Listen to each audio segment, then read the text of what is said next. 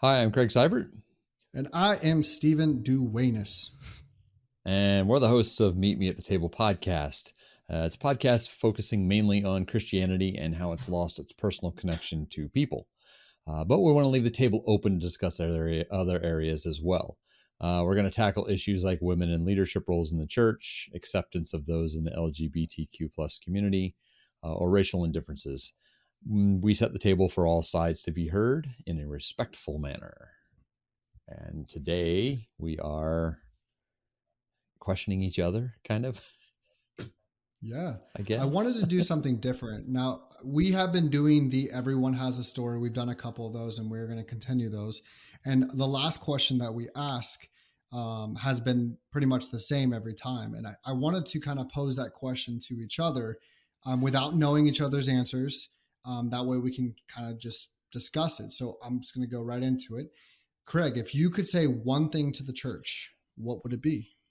And it's odd. We actually talked a little bit before we started about this, and I think I was trying to think back of our other sessions if people answer that as just a statement, which I think both people that we've met with so far did with a statement. Mhm. But immediately, what came to my mind was actually a question. It wasn't more of a statement to them; it was more of a question. And the question was, "What? Why can't things change? Why Mm, can't the things that were manipulated or the changed from the original text or made to fit something else, why can't those change? Why can't LGBTQ plus community be both accepted and affirmed as part of Christ's body? Why can't we look at that text and go back and look and see, well, why was it changed to this, and why was it made to read this, and why did it make this? Why can't we change? I mean, seriously though, and theologically and yeah, politically, why can't we step back from the bigger overall, the, what do you call it, the tribunal that hands down all these changes? Why can't we step back as yep, believers and trusters of the faith and followers of Christ who basically loved everything and everyone? Why can't we step back and take a second look at some of those things in the Bible? And I'm not saying take a look at all of them, but I'm saying, why can't we? What's stopping us from doing that? And that's what came to my mind right off the bat. yeah. I mean, why can't we do what we're doing here? Why can't we do this with the church in general? Yeah. Why do we feel awkward to go to the pastor or to the leaders and have these discussions? Why is it uncomfortable? Um, And why is it met with kickback on a regular yeah, basis? yeah, And I don't, and again, we're in Pride Month. You've got it written on the board behind you, and mhm, um, it's we've talked about having those discussions at some point in time and having people on and doing that. And in this specific time frame, now we're looking at what the church, how they handle that, and how some consider it not even of acceptable to be coming into the church. Some of them allow it coming in, but it's still a sin you need to change. And some churches are now seeing that text for what it is, and but they're questioning that, and they're getting pushed yeah, away. They're getting told that they're not Christian, they're not Bible believing, they're not the right type of people that the church wants involved with them. And I just still keep going back to, you know what was Jesus's command? Love. love, There wasn't a love your question mark. neighbor. Yeah, there wasn't and there wasn't love, but, or love, and then when they get in, do something different. And I think that just comes right circle back to what my statement would be is, if you've questioned these things in the past, if somebody has actually looked at this text in the past, 1,000 years ago, 500 years ago, 200 years ago, and said, this is the interpretation we're going to use, or we're going to remove this from the Bible, or we're going to put this in back into the Bible, or we're going to take this book completely out. Why is that not still happening? Why are we not still taking deep looks at what it means to the world, not to the old white leadership and make the changes that need to be changed at this point. And with that heart of what Jesus did. And I'm not saying, change things just because it's popular, or change things because, we want to be more lenient, or we want to, change the basics. But let's look at how the stuff was said in the Bible is in context to what Jesus's life was, or what, Yeah. what those lives led. So sorry, I went on a ramble. I knew I had something to say about it, and again, we didn't share our answers to what this is for this reason. We want to discuss it. So, Yeah. I mean, how does it sit with you? No, I mean that's a good question to a question. I mean, at the end of the day, we got to look at it this way. There is so much that, like, there's so many questions within the Bible. Yeah, And we would be dumb to think that everything that is in the Bible is what Jesus truly intended for us to live. Because if everything, like, there's scrolls, Dead Sea Scrolls that are missing. yeah, So there's a good chance that we are missing something. So when we look at this Bible and go, this is the way, this is the only way, there's so much that is missing.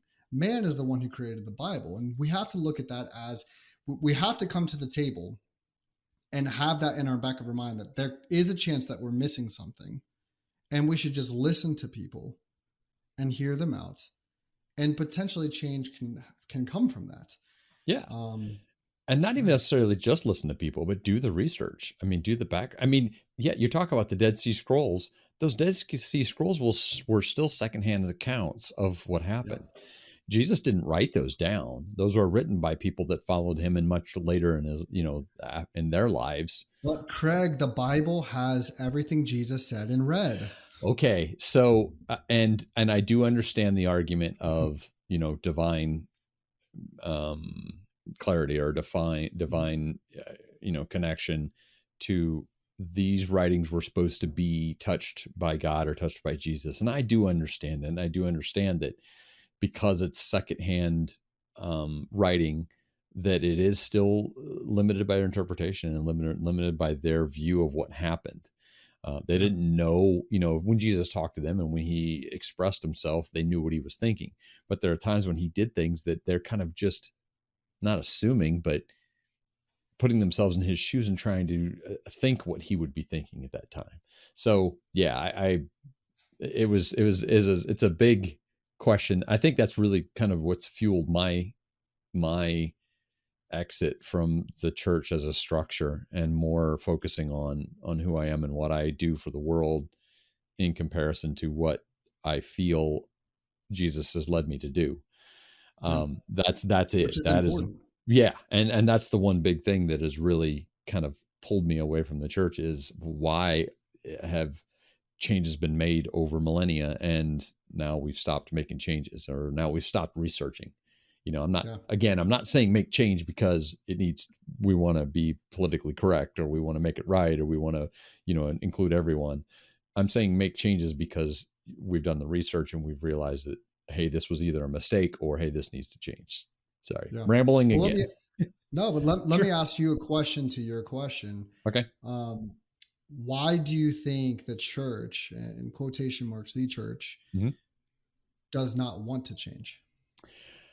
Um, a couple different reasons. One, I think it's the old adage and the cliche of, we've always done it this way.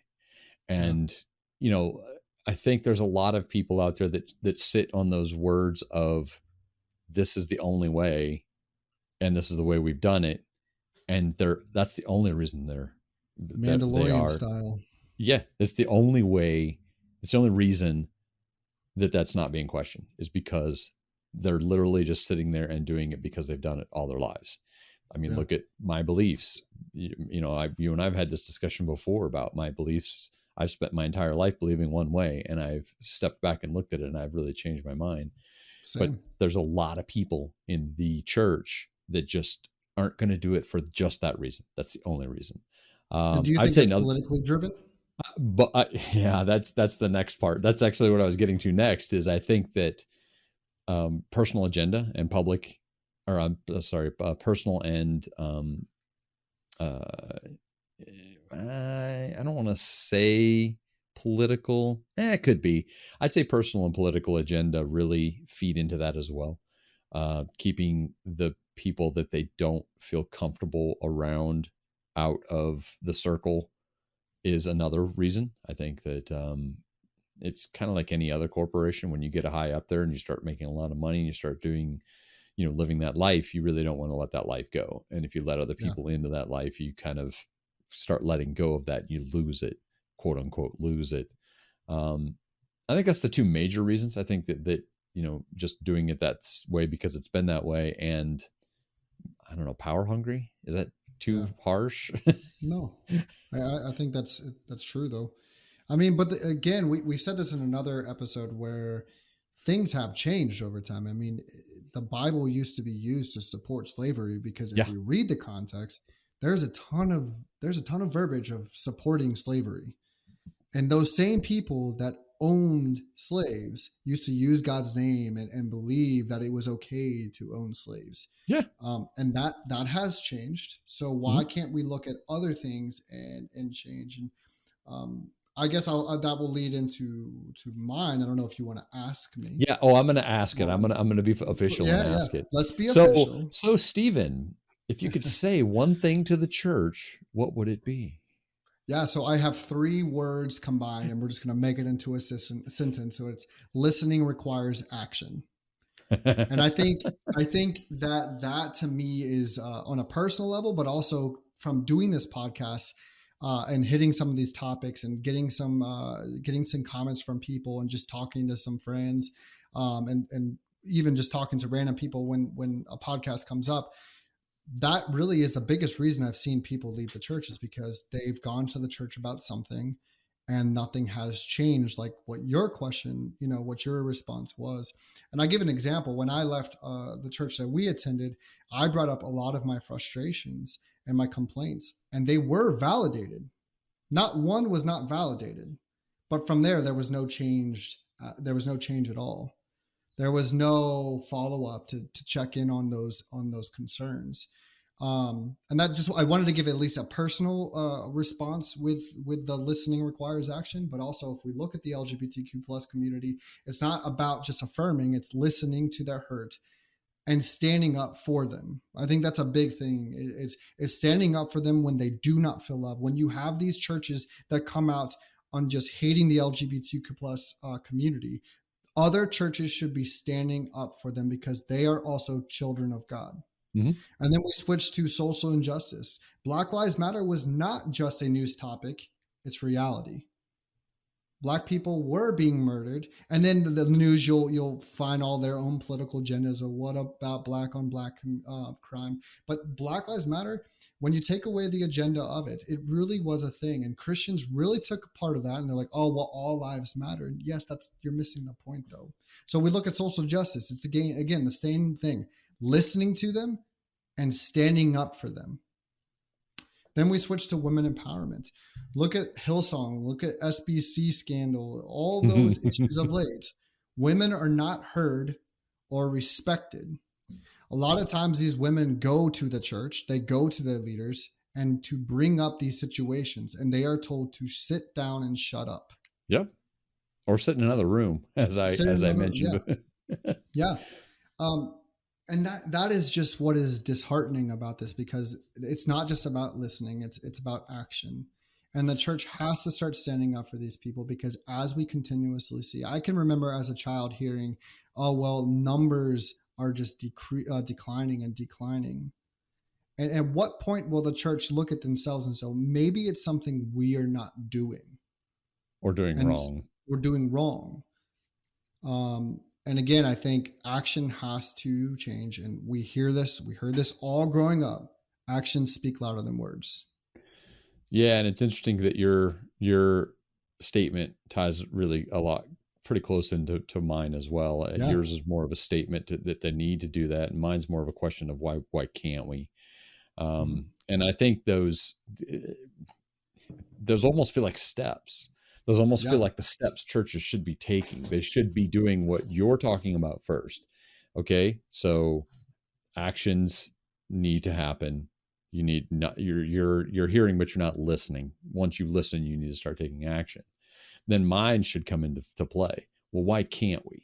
And Yep. what? I guess also what can't we? Is there something solid? Is there something that's not ever going to change? Is there something in the belief system that shouldn't change? Okay, well, let's rule those out.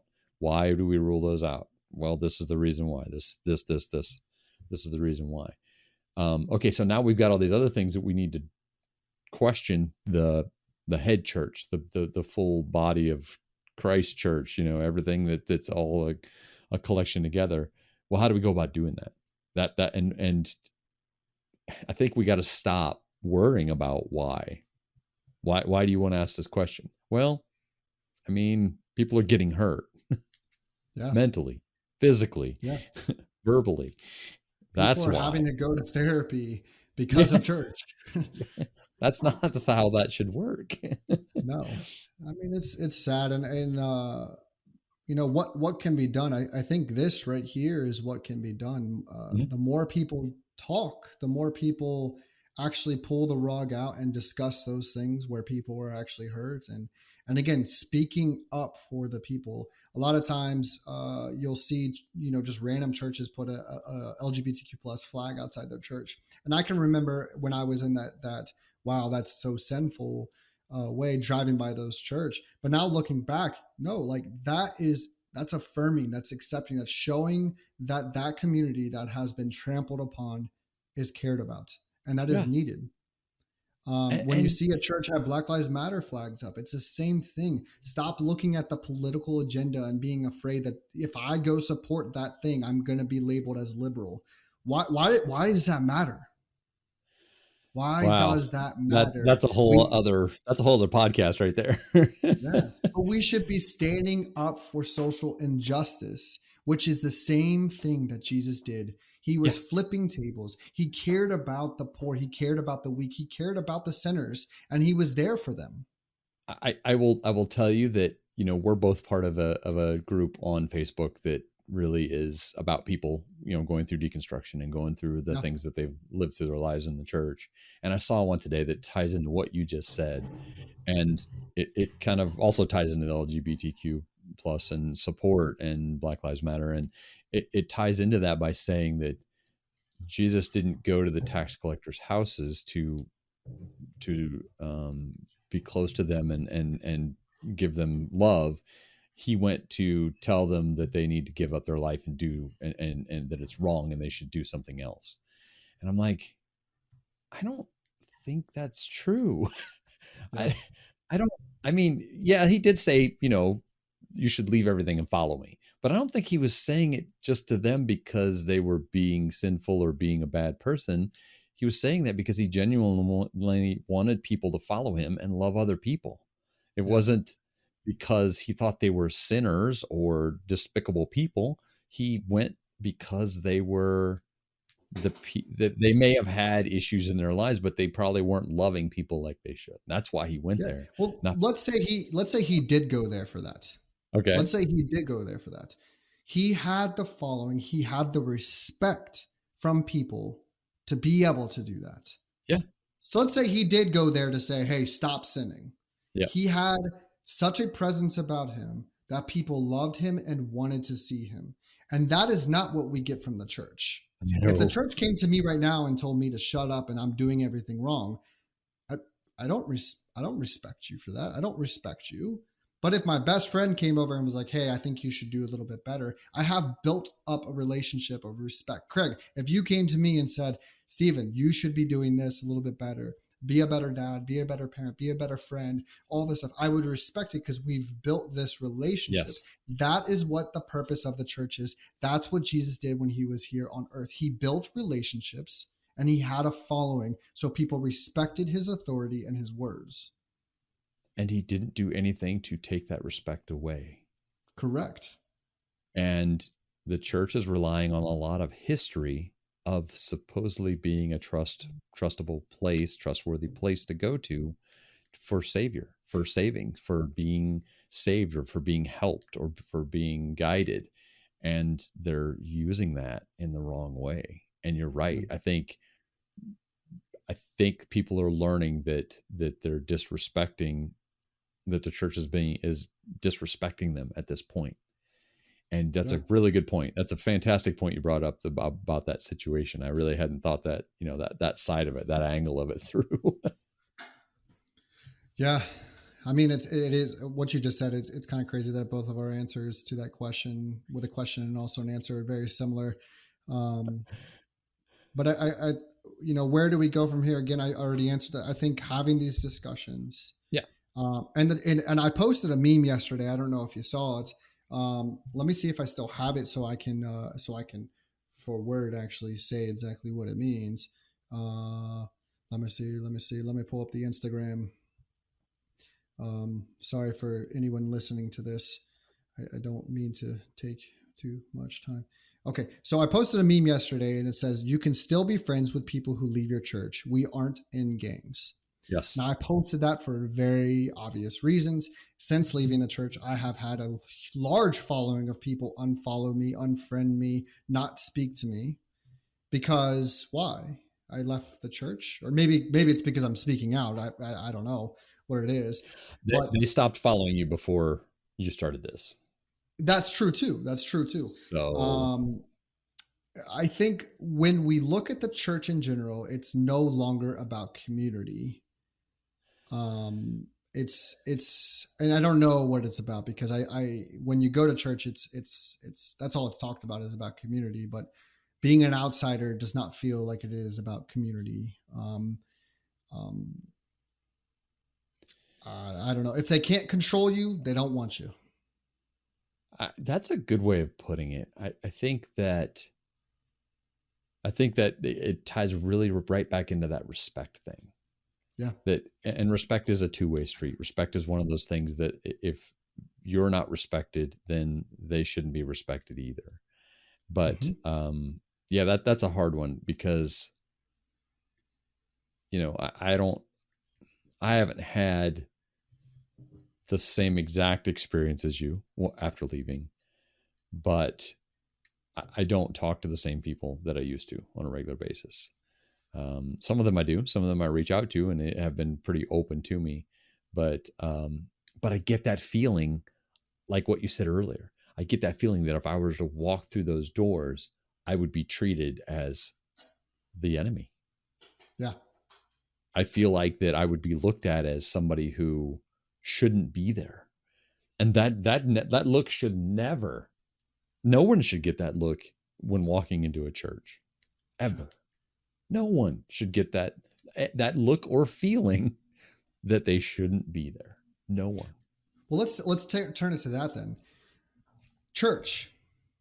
Put yourselves in the shoes of someone who is gay, lesbian, part of that community, and walks into that door. Do they feel the outpouring love of Christ through you and in that building? Church, let's say someone walks in with a Black Lives Matter shirt, and they walk in and they say they feel like they have been oppressed, and they walk in. Do they feel the outpouring love of Christ through you in that building?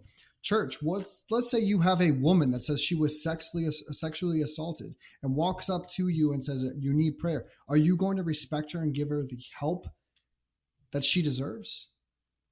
And if you're not going to do that, then what is the purpose of you having that building and having that mission? I think you've summed up. I think you've summed up our whole conversation I right don't there. know. but Yeah, but I I mean, think yeah. I think the bottom line though is what we're doing here is for that reason. Is we want everyone to come to us and talk to us about how they feel, and that's what the shorter ones that we're doing are. I think those are catering to everyone. Open up, send us an email, come to us. We want to hear. We got a couple questions to ask you, and you tell your story. And then our bigger ones are more about meeting, with people on specific subjects and people that know a little bit about those subjects, and talk about things. So that's kind of our invite. Hey, Yeah. if you want to come share your story, please do. Please reach out to us. Steven's going to give you all the contact information, right? You got all that down, right? Yes. If you type in your little box up on your Google, https://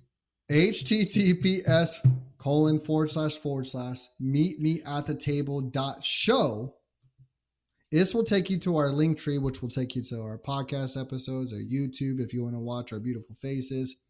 If you want to send us, I believe our emails on there as well, our Instagram, our Twitter, all that's on there. Our Facebook, just Yep. go there. That's how you can discuss with us all the things. But if our Gmail's not on there, it's meet me at the table podcast@gmail.com. Shoot us an email. We already have received a couple inquiries about the Everyone Has a Story. I will begin to set those up here shortly. But again, this is the call for if anybody else wants to have these discussions. And again, the last question, as you already know, because it's going to be the podcast name, if you could say one thing to the church, what would it be?